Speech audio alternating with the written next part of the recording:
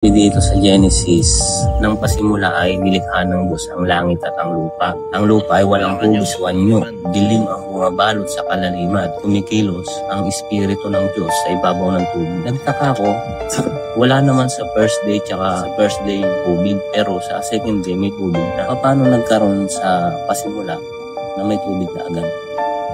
Hindi ko alam. Marami kasing simbolismo ang tubig sa Biblia. Pwedeng literal na tubig yan, pwede namang hindi. O baka pwedeng yung tinutukoy na tubig dyan, hindi yung tubig sa mundo. Ang ganda ng tanong mo yan yung isa sa mga tanong ng nag-iisip na tao Ako rin, tanong ko rin yan Hindi ko alam ang sagot. Yun ang sagot ko rin, hindi ko alam. At hindi ang dahilan hindi ko alam dahil wala akong idea. Kundi sobrang daming idea na pumasok sa isip ko, hindi ko alam kung alin dun ang totoo at ayokong mag-interpreta. Kasi tingnan mo, kung titingnan mo pwede mo siyang interpretahan na maaaring tubig sa mundo yan, maaari din namang hindi yan tubig sa mundo at kung saan man yan tubig hindi natin alam. Hindi ko alam. Bakit? Kasi tingnan mo, sabi mo, unang araw. Tama ka, unang araw talaga. Tapos pag binasa mo, pagdating sa pangatlong araw, yung pangatlong araw, tsaka palang pinaghiwalay ng Diyos yung tanglaw sa langit at sa umaga at tsaka tanglaw sa gabi. So ibig sabihin, lumalabas, ginawa lang ang araw sa pangatlong araw. Ngayon, ang labas ngayon, anong araw yung tinutukoy ng Diyos na unang araw ng paglalang kung yung 24 hours na araw natin, na pag-ikot natin sa sariling axis o sa sariling revolution na 24 hours, hindi pa pala nag-e-exist yung araw na yun at hindi pa rin nag-e-exist yung buwan at sa pangatlong araw lang pala ginawa yung araw at saka yung buwan. Ngayon, ano ngayon yung unang araw na tinutukoy dun? Hindi ko alam. Sa ganong anggulo, hindi ko siya masasagot ng diretso sa'yo, brother. Kasi sigurado ako, possibility is, baka tanong din ni Moises yan nung panahon na sinusulat niya yung Biblia Kasi hindi ko nabasang ipinaliwanag ni Moises yan Yung kung paano nangyari na merong unang araw, may ikalawang araw, tapos sa pangatlong araw lang ginawa yung araw. Paano nangyari ngayon yun? May unang araw, may pangalawang araw, sa pangatlong araw ginawa yung araw. Tapos, ang sabi sa Biblia, nang pasimula, nilalang ng Diyos sa langit at ang lupa. Ginka ng Diyos sa langit at lupa. At ang lupa ay walang anyo, walang laman. Ang Espiritu ng Diyos ay nasa ibabaw ng tubig. Alin tubig ngayon ang tinutukoy dun? Malamang, hindi yan siguro dito sa mundo. Baka yun dun yan sa kung nasan man, nandun ang Diyos. Yun ang possibility na nakikita ko. And we're only talking about possibilities. We're not talking about fact. Sasagutin ko yung tanong nung nagtanong. Kasi maaaring maging tanong din yan ng marami pang iba Para na rin hindi pagdudahan ng mga iba ang Biblia. Dahil sa hindi nila maunawaan ang mga salita ng Diyos na ipinasulat niya kay Moises. Sa Biblia kasi talaga ay mayroong mahirap unawain. Kaya kailangan dyan ng tiyaga. Kung gusto nyong malaman ang sagot sa tanong dyan, ay kailangan nyong magtiyaga sa pakikinig ngayon. Para wag na kayong maisinsay pa sa mga interpretasyon ng mga di nakakaalam at ng mga walang tiyaga. Kasi may danger doon. Basa, 2 Pedro 3:16. Gayon din naman sa lahat ng kanyang mga sulat, na dooy sinasalita ang mga bagay na ito, na dooy may ilang bagay na mahirap unawain, na isinisinsay ng mga di nakaalam at ng mga walang tiyaga. Nagaya rin naman ng kanilang ginagawa sa ibang mga kasulatan, sa ikapapahamak din nila. Sabi nung nagtanong, ay wala raw tubig sa unang araw ng paglalang. Tingnan mo, inimpretasyonan mo ng wala, nababasa nga yung tubig tas sasabihin mong wala. Wag ganun. Nagtatanong ka nga dahil hindi mo alam tas sinasabi mong walang tubig sa unang araw. Nakaletra nga yung tubig So meron, hindi mo lang naiintindihan. Basa, Genesis 1:1-5. Nang pasimula ay nilikha ng Diyos ang langit at ang lupa. At ang lupa ay walang anyo at walang laman. Ang kadiliman ay sumasaibabaw ng kalaliman. At ang Espiritu ng Diyos ay sumasaibabaw ng tubig. At sinabi ng Diyos, magkaroon ng liwanag. At nagkaroon ng liwanag. At nakita ng Diyos ang liwanag na mabuti. At inihiwalay ng Diyos ang liwanag sa kadiliman. At tinawag ng Diyos ang liwanag na araw. At tinawag niya ang kadiliman na gabi. At nagkahapon at nagkaumaga ang unang araw. Kaya nga sa second day ng paglalang ng Diyos ay pinaghiwalay yung tubig Kasi meron ng tubig sa first day. Ba't sasabihin mong wala? Kung walang tubig sa first day, di walang paghihiwalay yung tubig sa second day. Gets mo? Baguhin mo na yung paniniwala mo, mali yan. Read Bible. Genesis 1:6-8. At sinabi ng Diyos, magkaroon ng isang kalawakan sa gitna ng tubig at mahiwalay ang tubig sa kapwa tubig. At ginawa ng Diyos ang kalawakan. At inihiwalay ang tubig na nasa ilalim ng kalawakan sa tubig na nasa itaas ng kalawakan at nagkagayon.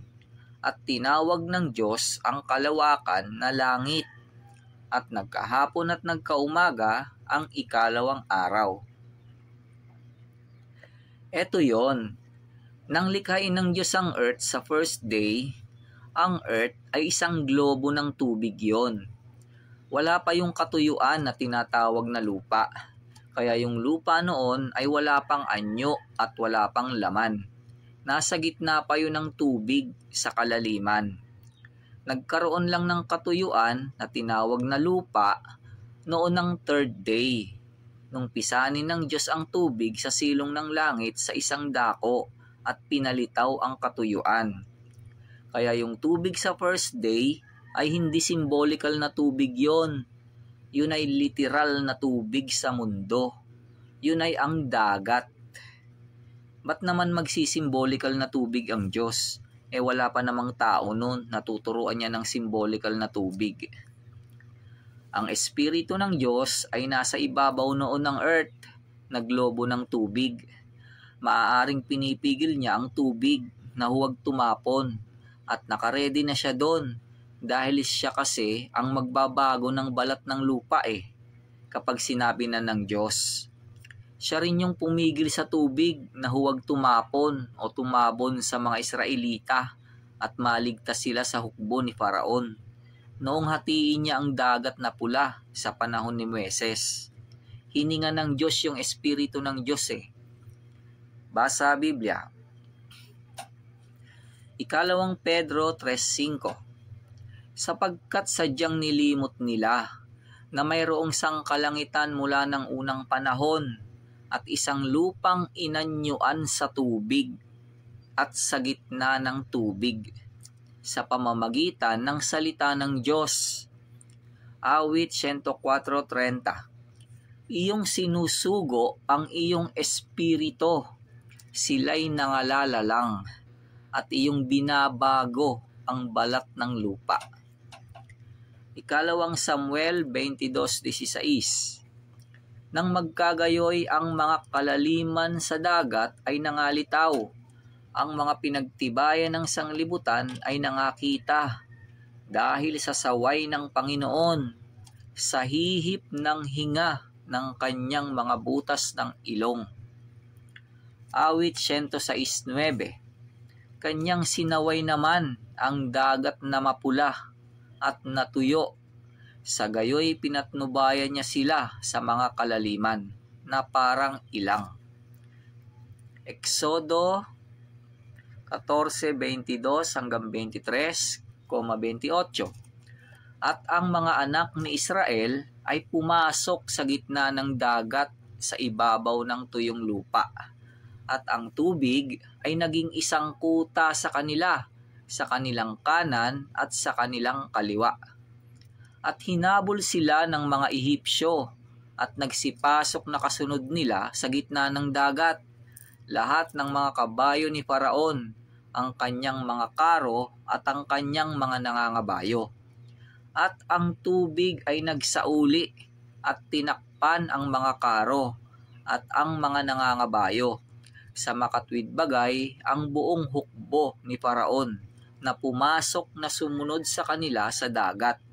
Walang natira sa kahit isa sa kanila. Mark 14:38. Watch ye and pray, lest ye enter into temptation. The spirit truly is ready, but the flesh is weak.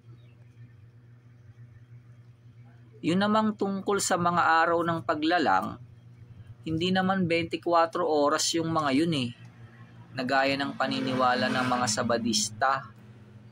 Nakita nyo na ngang nagkaroon lang ng 2 malaking tanglaw sa kalawakan ng langit na maghihiwalay sa araw at gabi sa lupa at magiging pinakatanda at pinakabahagi ng panahon ng mga araw at mga taon at magiging pinakatanglaw sa kalawakan ng langit upang tumanglaw sa ibabaw ng lupa noon ng ika-4 na araw na eh. Tas mag-iisip pa kayo na 24 oras ang mga araw ng paglalang. No, mali po ang paniniwala nyo mga Sabadista. Yung araw o day na yon ay nag-umpisa yon nung sabihin ng Diyos na magkaroon ng liwanag.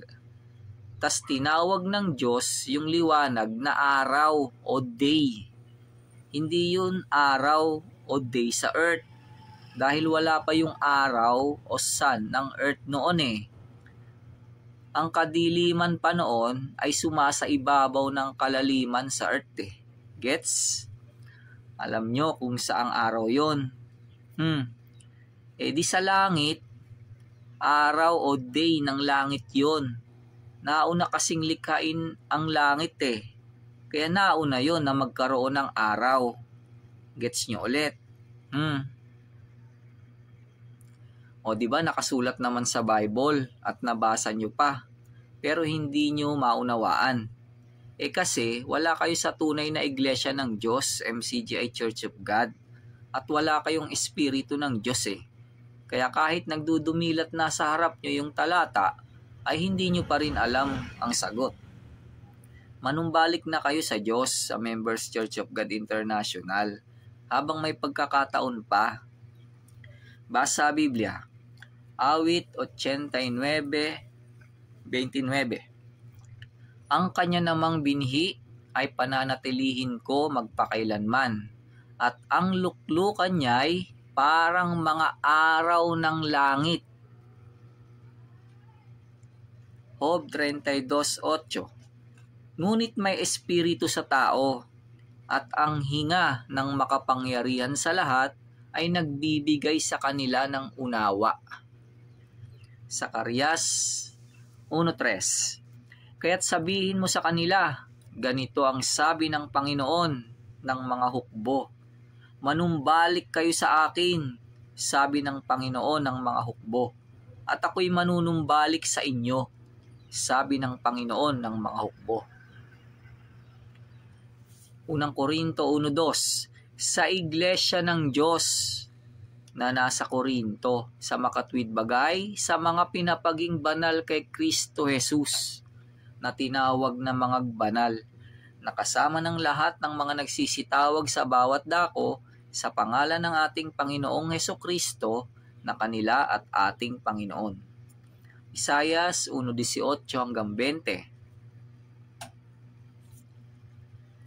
Magsiparito kayo ngayon at tayo'y magkatwiranan, sabi ng Panginoon. Bagaman ang inyong mga kasalanan ay maging tila mapula, ay magiging mapuputi na parang nyebe. Bagaman maging mapulang gaya ng matingkad na pula, ay magiging parang balahibo ng bagong paligong tupa. Kung kayo'y magkusa at masunurin, kayo'y magsisikain ng buti ng lupain. Ngunit kung kayo'y magsitanggi at himagsi, kayo'y lilipuli ng tabak, sapagkat sinalita ng bibig ng Panginoon.